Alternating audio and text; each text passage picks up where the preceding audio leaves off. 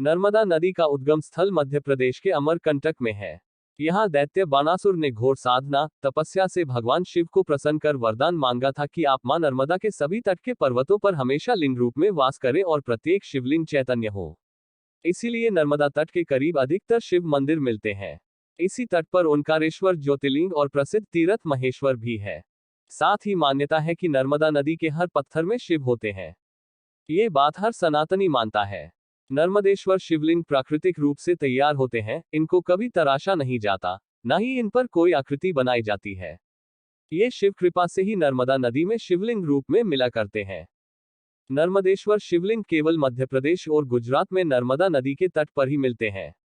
नर्मदा देश की एकमात्र ऐसी नदी है जो पूर्व से पश्चिम की ओर उल्टी दिशा में बहती है। इस बारे में एक चर्चित कथा भी है।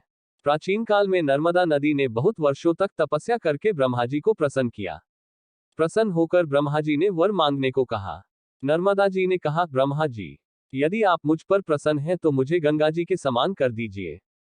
ब्रह्मा जी ने मुस्कुराते हुए कहा, यदि कोई दूसरा देवता भगवान शिव की बराबरी कर ले, कोई दूसरा पुरुष भगवान विष्णु के समान हो जाए, कोई दूसरी नारी पार्वती जी की समानता कर ले और कोई दूसरी नगरी काशीपुरी की बराबरी कर सके तो कोई दूसरी नदी भी गंगा के समान हो सकती है। ब्रह्मा जी की बात सुनकर नर्मदा उनके वरदान का त्याग करके काशी चली गई और वहां पिलपिला तीर्थ में शिवलिंग की स्थापना करके तप करने लगी।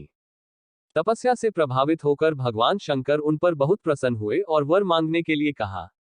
नर्मदा ने कहा, भगवान, तुच्छ वर मांगने से क्या लाभ, बस आपके चरण कमलों में मेरी भक्ति बनी रहे। नर्मदा की बात सुनकर भगवान शंकर बहुत प्रसन्न हो गए और बोले, हे नर्मदे, तुम्हारे तट पर जितने भी प्रस्तरखंड यानी पत्थर हैं, वे सब मेरे वर से शिवलिंग रूप हो जाएंगे। गंगा में स्नान करने पर शीघ्र ही पाप का नाश होता है। यमुना नदी में 7 दिन के स्नान से और सरस्वती नदी में 3 दिन के स्नान से सब पापों का नाश करती हैं, परंतु हे नर्मदे, तुम दर्शन मात्र से संपूर्ण पापों का निवारण करने वाली होगी। तुमने जो नर्मदेश्वर शिवलिंग की स्थापना की है, वह पुण्य और मोक्ष देने वाला होगा।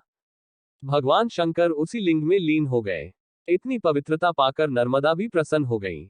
इसलिए कहा जाता है, नर्मदा का हर कंकर शंकर है। हर हर महादेव।